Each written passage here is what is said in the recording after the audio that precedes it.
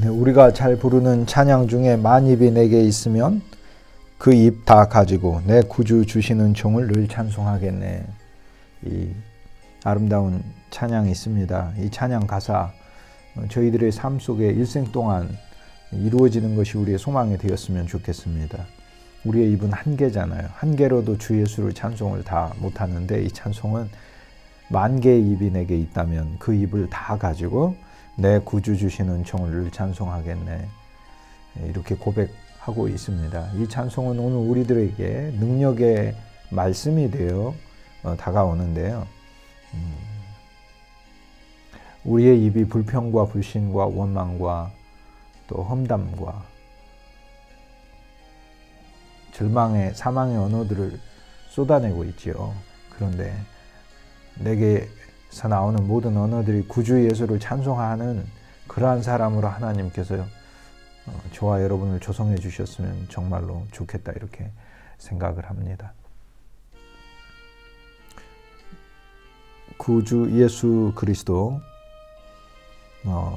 그 놀라운 이름, 이 찬송 가사 중에 내 주의 귀한 이름이 날 위로하시고 이 귀의 음악 같으니 참 희락되도다, 이 가사 있잖아요. 이 가사 얼마나 3절인데 내 주의 귀한 이름이 날 위로하시고, 내 주의 귀한 이름이 날 위로하시고, 주 예수 이 이름이 우리가 슬프고 괴롭고 어둡고 우리 마음에 흑암이 올 때, 절망이 올 때 주 예수의 이름을 부르는 겁니다.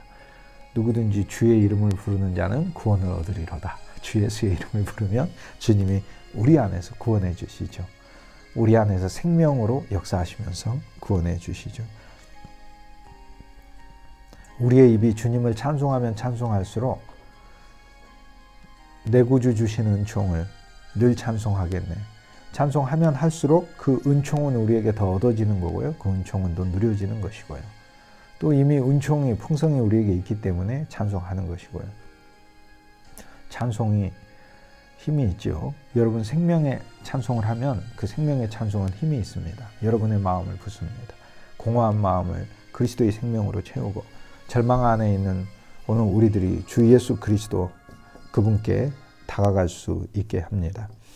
주 예수의 이름을 늘 누려서 그분의 위로를 얻는 것, 이것이 살아있는 신앙입니다. 그리스도의 이름을 낭비하지 마십시오. 우리는 그리스도의 이름을 한 데나리온으로 받지만 주 예수의 이름을 세겔로도 받고요.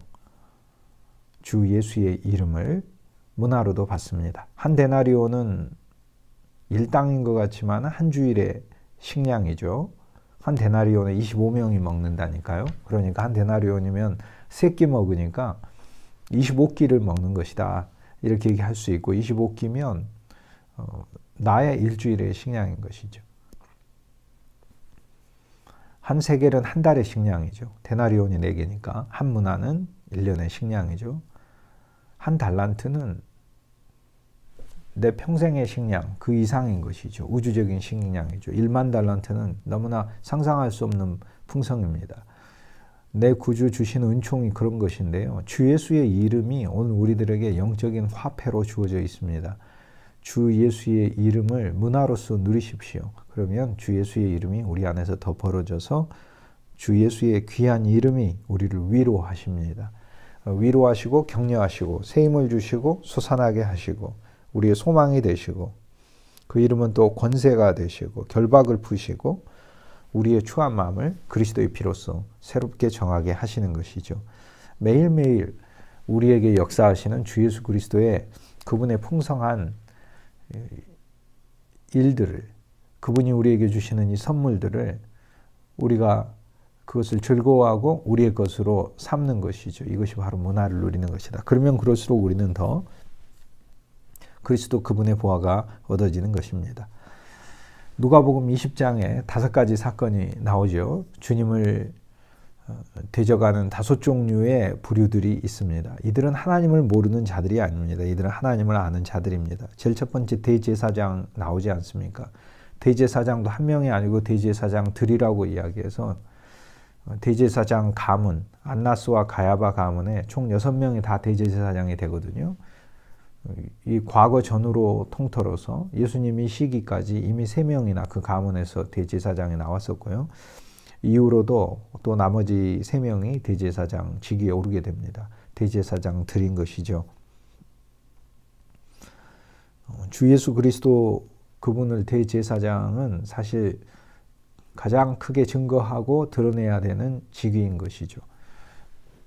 하나님을 어떤 직책보다도 가장 많이 증거하고 대표하는 직책이 대제사장이잖아요. 그러나 그리스도를 거부합니다. 포도원의 비유에서 포도원 품꾼들이 있습니다. 이 품꾼들이 포도원을 받아서 이 농부들이 주인의 포도원의 풍성한 열매를 맺게 해야 하는데 그렇지 못하죠. 그들이 비록 풍성한 열매를 맺는다 하더라도 자기 것으로만 삼으려고 하고 아예 포도원 자체를 주인으로부터 빼앗아 자기들 것으로 강탈하려고 합니다. 이 포도원 품꾼의 비유에서 주님은 이스라엘이라는 포도원을 말씀하고 계십니다. 그들은 하나님을 아는 사람이요 율법을 받은 자들이죠. 선지자들도 보내줬죠. 많은 하나님의 종들이 가서 이스라엘을 깨우려고 했죠. 그리스도의 누가 적이 되는지 우리는 누가복음 후반부에 올수록 불신자만이 아니라는 사실을 알게 됩니다. 오늘 우리들이 주 예수를 믿는다고 하지만 우리의 마음이 그리스도의 권위를 무시하고 그리스도 그분이 심지어 말씀 안에서 말씀을 통해 우리가 그리스도를 만날 뿐 아니라 그리스도 그분 자체가 말씀의 주인이시오, 말씀을 우리에게 적용하는 분이시오, 말씀을 우리에게 이루는 분이시오. 그리스도 그분 자체가 우리를 통하여 일하시는 분이시죠. 그분이 일하시는 거죠. 오늘 그분의 일하심에 우리는 우리를 드리는 것이죠. 여러분에게 권면합니다. 주의 일에 여러분을 더 드렸으면 좋겠습니다. 여러분 비즈니스 하시면서 또 동시에 주님께 여러분을 드리도록 하십시오. 여러분 가사를 돌보며 동시에 여러분 자신을 그리스도께 드리도록 하십시오. 여러분이 사업을 하시면서 동시에 여러분 자신을 주의 일에 드렸으면 좋겠습니다. 여러분이 공부를 하면서 여러분이 공무원이면서 또 여러분이 하고 있는 많은 일들이 있잖아요. 이 사회 속에서 중요한 역할들을 맡아서 하면서 저는 동시에 여러분이 여러분 자신을 주님께 드리는 준비도 있으면서 함께 주의 일에 우리 모두가 동역했으면 좋겠다. 그렇게 소망해 봅니다. 정탐 제자가 주님께 와서 주님을 시험하지 않습니까? 그러면서 데나리온 이 화폐를 주님 앞에 보이면서 가이사르에게 세금을 바치는 것이 옳습니까? 틀립니까? 이렇게 묻습니다. 그는 속으로는 하나님을 생각한다고 그러고 우리는 하나님께 속한 백성이기 때문에 카이사르 백성이 아닙니다. 이렇게 얘기를 하죠. 한 면에서 맞는 얘기죠. 이스라엘은 하나님의 백성 아닙니까? 그러니까 카이사르에게 세금을 바치는 것이 자기들은 얼마나 분하다고 생각할지 예수님께 물은 질문을 통해서 그들의 그 증오를 우리가 느낄 수 있습니다. 그런데 이것도 한 면에서 궁금해서 그리스도께 묻는 것이긴 하지만 예수를 시험하려고 즉 예수님이 가지고 계시는 그러한 견해가 애국적인가 매국적인가 라는 것을 판단하기 위해서 묻는 것이죠. 더구나 예수의 제자가 되어서 묻는 거죠. 그런데 정탐하는 제자라는 것입니다. 그리스도 말씀을 정탐하지 마시고 진짜 생명 안으로 들어오세요. 주 예수님은 생명이시라니까요. 우리 안에 넘치는 생명이시라니까요. 이 생명은 타고난 저와 여러분의 생명이 아닙니다. 타고난 우리의 생명은 분노가 있고 절망이 있고 어둠이 있습니다. 우리 자아라고 하는 그 덩어리의 실체가 우리 타고난 생명인 것입니다. 그런데 그리스도가 생명이라고 했을 땐 우리 자아인 생명을 가리키는 것이 아닙니다. 우리 자아라고 하는 우리가 타고난 이 생명조차도 주님께 온 것이지만 주님이 만든 이 생명이 아니라 주님이 우리에게 주고자 하시는 그 생명은 시간의 생명이 아닌 영원한 생명인 것입니다. 영원한 생명으로 그리스도가 우리 안에 오셨고 이 생명이 움직이는 것입니다.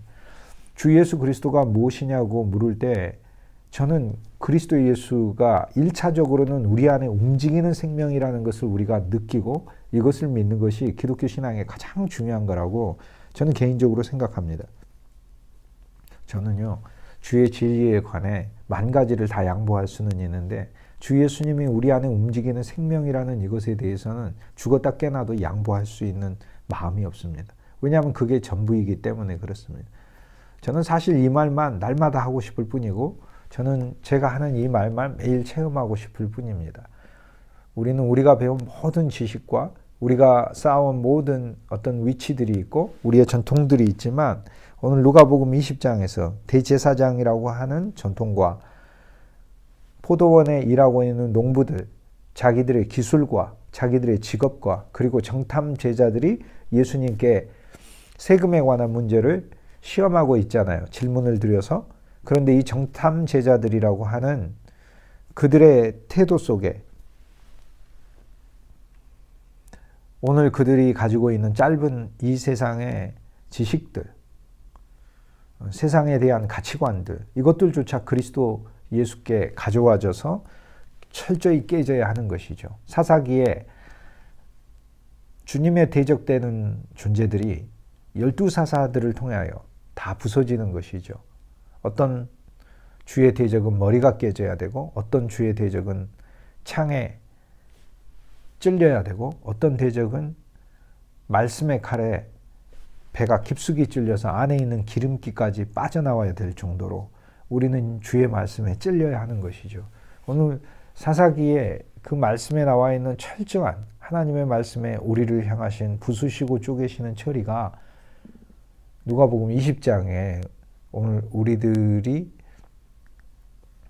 바로 그러한 주님의 영적인 처리를 하시고 이 모든 말씀들을 우리들에게 적용하시려고 하시는 그러한 시험대에 우리가 놓여져 있는 것입니다. 기쁨으로 우리는 올라갔고 주께서 그렇게 우리를 자르실 때, 처리하실 때 우리는 아멘하며 순종하는 것이 누가복음 20장을 보는 우리의 자세가 되겠죠. 여기 나오는 누가복음 20장을 보고 대제사장들이 예수님을 조롱했구나, 무시하고 또 악심을 품은 농부들이 아들을 죽여버렸구나, 참 나쁜 인간들이네, 정탐 제자들이 참 이중적으로 있구나, 사두개인들이 예수님께 와서 불신과 악심의 질문을 예수님께 던지고 예수님이 가르치시는 부활조차도 철저히 거부하고 있구나.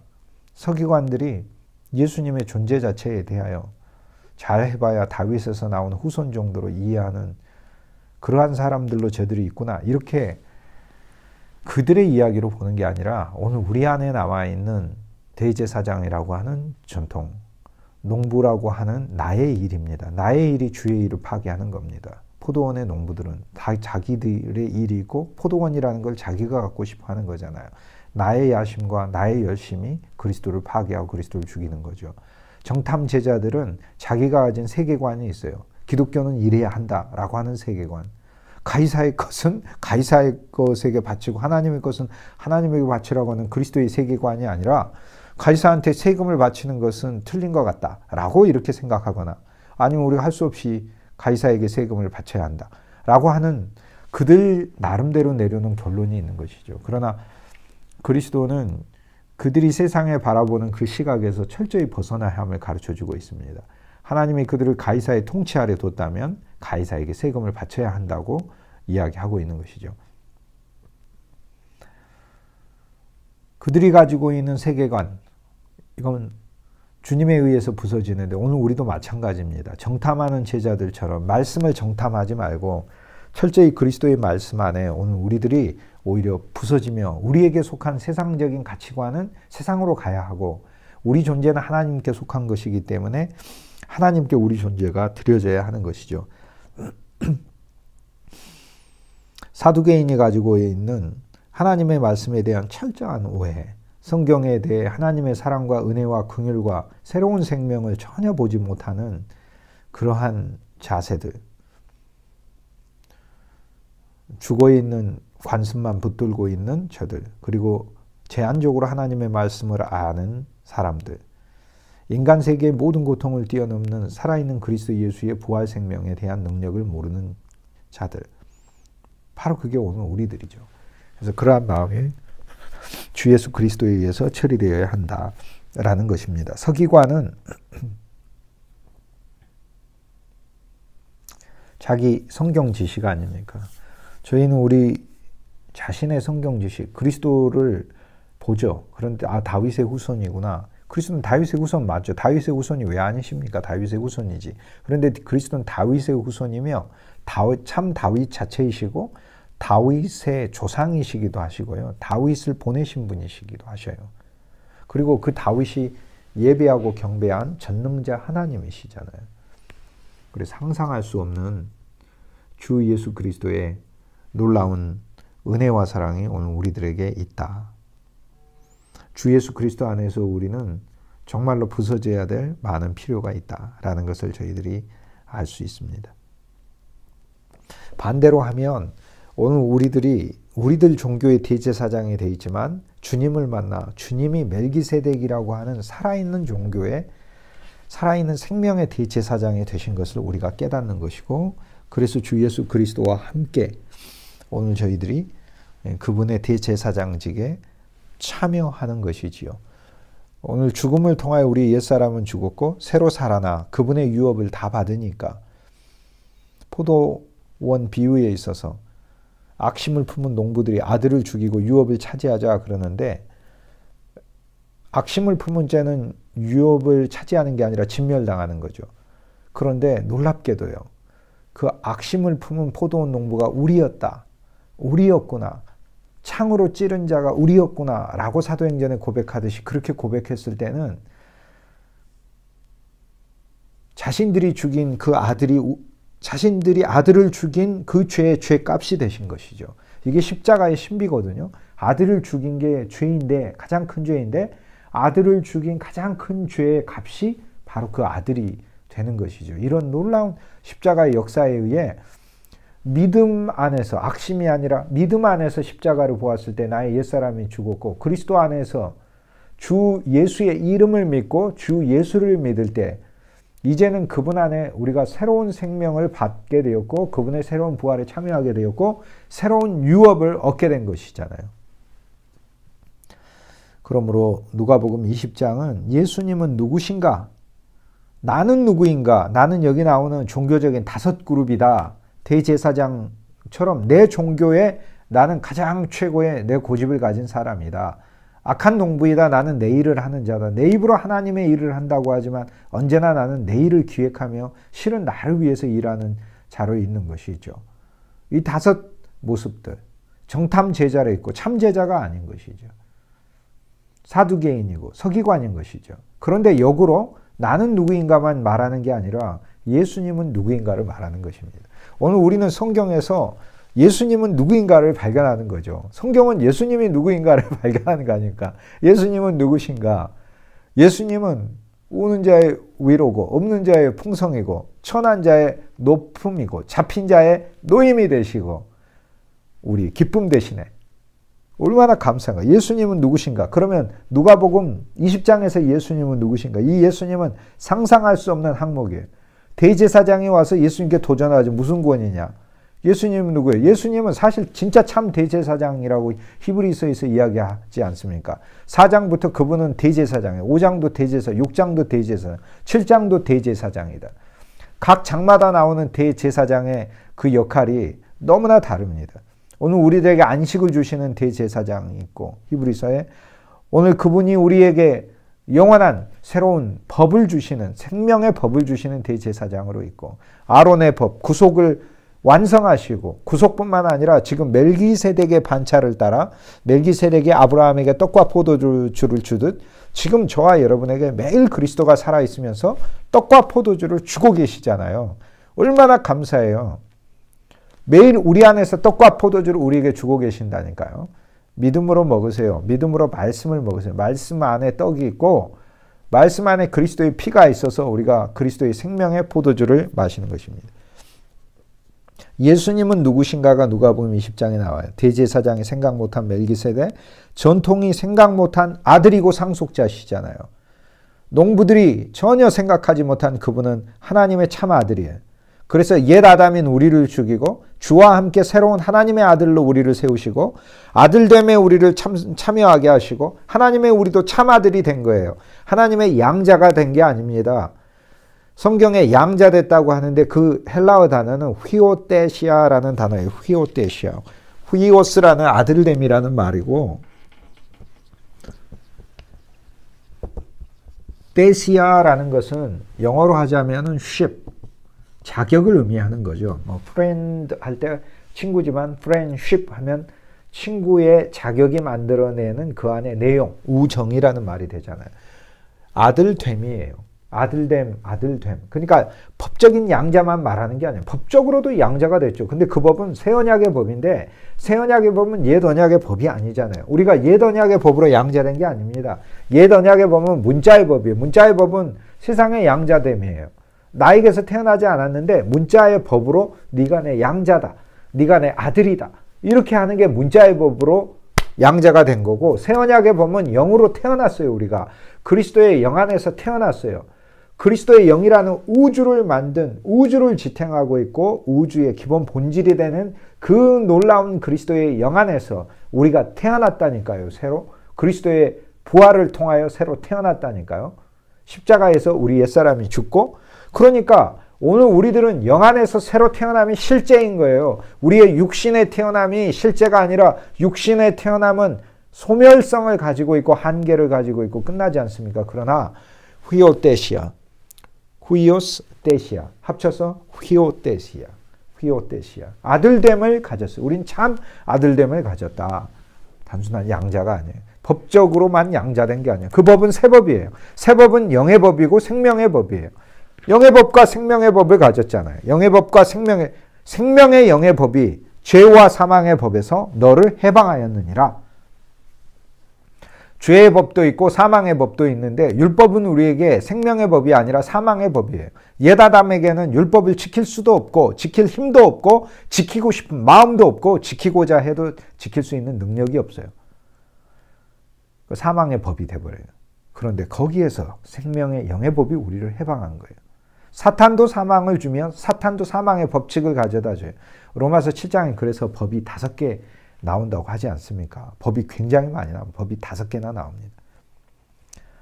하나님의 법도 법이고 율법도 법이고 생명의 법도 법이고 하나님 쪽에 2개의 법이 있고 그리고 사탄 쪽에도 죄의 법이 있고 사망의 법이 있고 그래요. 그리고 우리 육신에게도 법이 있고 내 자아도 법이에요. 이 모든 법들이 충돌해요. 원칙과 원칙이 충돌하는 거죠. 떨어지는 원칙과 올라가는 원칙과 이 모든 원칙과 원칙이 충돌하는, 우리 세계가 원칙과 원칙이 충돌하는 거 아닙니까? 그러나 생명의 영의 법이 최고의 원칙이요, 이기는 원칙이죠. 그리스도 예수는 그러므로 아들이고 상속자셔요. 상속자며 우리를 그분 안에 새로 태어나게 해서 그분의 아들됨이 우리에게 있게 하셨고, 우리는 그래서 하나님의 정말 친아들이에요. 양아들 아닙니다, 여러분. 영 안에서 태어난 게 진짜입니다. 영이 실제라니까요. 영은 만물을 만들었어요. 그래서 실제입니다. 그리고 우린 상속자입니다. 그래서 그리스도가 누구이신가가 누가복음 20장에 이 항목들이 나오는데, 오늘 누가복음의 이 5 이야기 속에 오늘 우리들이 봐야 될 그리스도의 그 권세가 어느 정도인지 보이는, 그분은 진짜 이 땅에는 수많은 대제사장들이 미치지 못한 진짜 참 대제사장. 그분은 하나님의 아들이고 하나님이시고 포도원 주인이시고 그분은 상속자시고 그분은 정탐 제자들이 생각하지도 못한 권세이세요. 카이사르한테 세금 바칠 거 있으면 카이사르한테 바쳐라고 하시면서 내가 카이사르를 세워놓은 사람이야. 만왕의 왕 아닙니까? 만군의 주이시고 세상의 군왕들을 부르시는 분이시잖아요.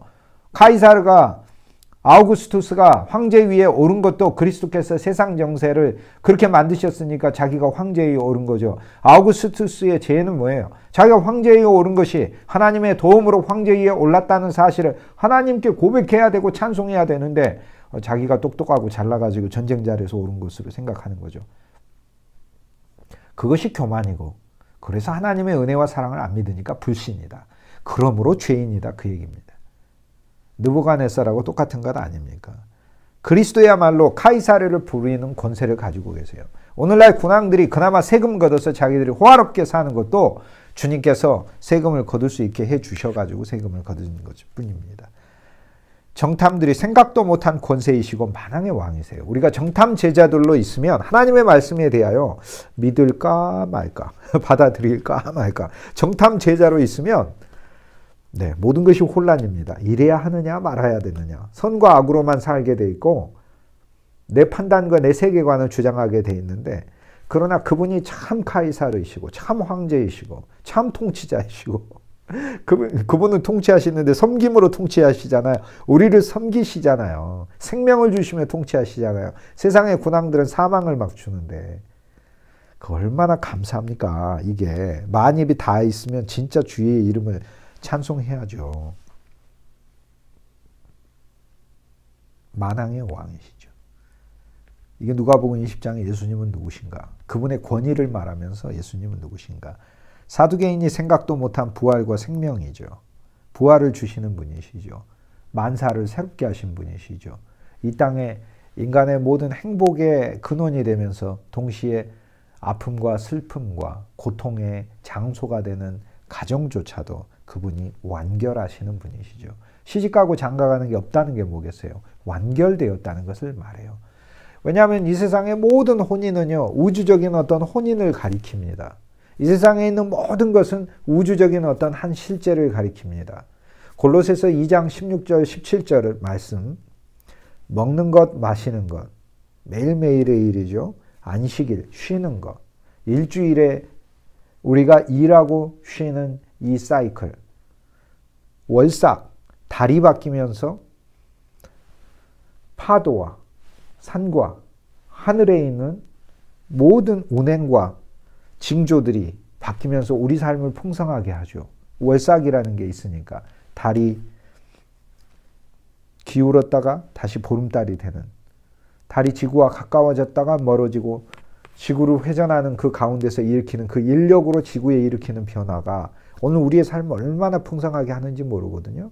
그 월삭이라고 하는 하나님이 오늘 우리 삶에 주시는 달의 변화 속에 들어있는 그 놀라운 풍성들, 그리고 1년이라고 하는 축제들, 거기 보면 하루, 한 주, 한 달, 1년, 이 모든 것에 대하여 바울이 뭐라고 이야기하죠? 골로새서 2장 16절에 이것은 그림자다. 그럼 그림자가 있으면 그림자에 몸이 있을 거 아닙니까? 여기 몸이 있으면 몸에서 그림자가 있는 거죠. 여기 그림자가 있잖아요. 그 뒤에. 그림자가 있으면 그림자, 저게 그림자. 먹는 거 마시는 거 이거 그림자.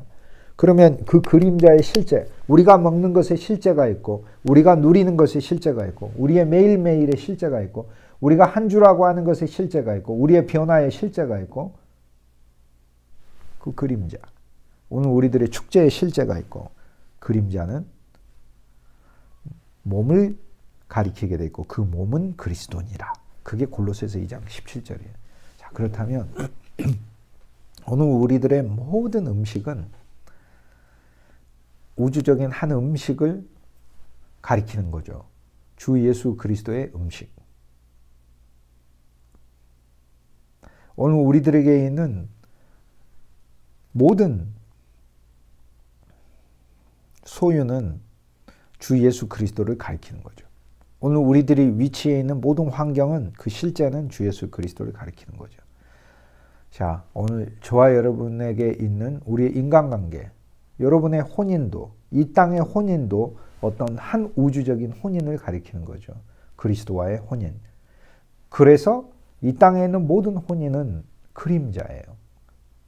그림자여서 실제인 한 혼인을 나타내고 알게 하기 위해서 존재하는 거예요. 그리스도와 우리의 혼인. 그래서 그리스도와 우리의 혼인이 부활 안에서 이루어졌기 때문에 시집가고 장가가는 것이 없는 것이다. 즉 인간의 그림자의 삶이 끝난다는 것입니다. 그러나 그림자를 무시하면 안 됩니다. 왜냐하면 그림자도 몸에 붙어있는 것이기 때문에요. 그리고 몸이 비춰지는 것이잖아요. 그러므로 여러분이 그림자라고 여기는 것들을 무시하지 마십시오. 어차피 우리는 이 땅이 다 그림자인데 그림자 안에서도 그 몸이 비춰지는 것이기 때문에 몸과 관련되어 있는 것입니다. 그리고 몸을 나타내는 것입니다. 그러므로 그림자도 소중히 여겨야 할 것이지요. 그리스도가 누구인가라는 것을 오늘 우리들에게 보여주고 있죠. 서기관이 모르는 다윗의 전능한 아도나이, 전능자이시라, 하나님이시라, 다윗의 하나님이셔요. 누가복음 20장에서 그러므로 전혀 새로운 관점으로 주 예수 그리스도를 말을 합니다. 그런데 이 주 예수 그리스도의 모든 놀라운 권위가 무엇을 위해 있습니까? 그분이 대제사장이시죠. 대제사장이 예수님한테 도전하는데 그분은 진짜 대제사장이죠. 역으로. 도전하는 모든 사람들의 그 내용 속에 들어있는 항목에 그리스도 예수가 자리 잡고 계시니까. 그럼 그리스도는 대제사장인데 누구를 위한 우리를 위한 대제사장 아니에요. 멜기세덱의 반차를 따라 우리에게 대제사장이 되셨으니까 이거 어떤 의미예요? 멜기세덱의 반차를 따랐다는 말이. 이 땅에 있는 아론 계열은 죽지 않습니까? 인간의 소멸성과 한계를 가지고 있잖아요. 이 땅의 사람들은 죽어서 제사장을 계속 세워야 되지만 그분은 멜기세덱의 반차를 따랐다고 하는데 성경에 보면 멜기세덱이 아비도 어미도 그 족보가 나오지 않아요. 이것은 무엇을 뜻할까요? 멜기세덱이라고 한 사람의 인간의 족보가 나오지 않는다는 것은 멜기세덱의 참 반차를 따르는 참 멜기세덱 같은 주 예수 그리스도가 제사장직을 수행을 할 때는 그분은 세상의 어미와 아비라는 세상의 족보를 따르지 않는 대제사장이 된다는 거죠. 더 쉽게 이야기하면 그분은 영원한 대제사장이 된다는 걸 말해요. 인간은 죽지만 그리스도는 영원히 죽지 않는, 죽으실 수가 없는 거죠. 대제사장이 되신 거죠. 우리를 위해서 한 번 죽으셨을 뿐이죠. 얼마나 감사합니까? 이 땅에 있는 어떤 대제사장이 죽잖아요. 우리를 더 이상 위할 수 없어서 또 사람을 세워야 되지만 그러나 그리스도는 영원하시잖아요. 영원하셔요. 오늘 우리가 시간 안에 있기 때문에 그걸 느끼지 않습니까? 저와 여러분 어렸을 때 부모님이 계셔서 든든했죠. 또 부모님을 일찍 여의신 분들은 그 마음의 허전함이 얼마나 상심이 크셨겠어요. 저는 어렸을 때 부모님이 일찍 세상을 떠나면 어떡하지 하는 죽음의 공포가 너무나 오랫동안 수년 동안 저를 짓눌렀어요. 조그만 꼬마가 몸이 아버지가 너무 연약하시고 안 좋으셨기 때문에, 건강이 안 좋으셨기 때문에 또 눈앞에서 자주 죽음의 위기를 맞이하시는 것을 어린 나이에 보아서 그 아버지가 언제나 이 하늘나라로 갈까봐 두려웠어요. 두려웠어요. 근데 인간은 언젠가는 이별하잖아요. 결국엔 이제 주님 나라 가셨지만 이별하지 않습니까? 그러나 우리의 대제사장은 이별이 없는 대제사장이세요. 얼마나 감사해요. 시집가고 장가가고 하는 것이 없다는 이야기가 이별이 없다는 이야기 아닙니까? 얼마나 감사합니까? 그분은 우리를 위한 대제사장으로 계신다. 멜기세덱.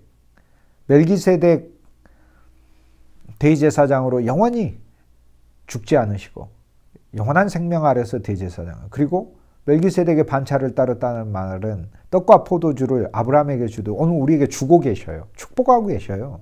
그리고 오늘 우리들에게 천지의 주제이신 하나님께서 아브라함을 축복하소서, 이렇게 아브라함 믿는 자를 축복하듯 멜기세덱인 대제사장께서 하늘 송소에서 저와 여러분을 향해 두 손을 들고 날마다 축복하고 계셔요. 그 그리스도의 일이에요. 예수님 무엇 일하고 계시냐? 예수님이 하는 일 중에 하루도 빠짐없이 하는 일이 매일 은혜를 베푸신다고. 그 은혜 중에 뭐가 들어있어요? 하늘 송소에서 우리를 축복하셔요. 그런데 그 하늘 송소 어디 있어요? 저기 하늘에 있나요? 여러분의 영이 하늘 송소예요. 여러분의 영이, 나의 영과 여러분의 영이 가장 깊은 곳이, 그곳이 하늘이 하늘. 그 하늘 송소에서 여러분의 가장 깊숙한 곳 안에서 그리스도가 여러분을 축복하고 계신다. 이야, 얼마나 감사합니까? 상상할 수 없이 감사하죠. 이런 일 저런 일 여러 가지 일들이 있지만 주 예수께 맡기도록 하십시다. 주 예수께 드리도록 하십시다.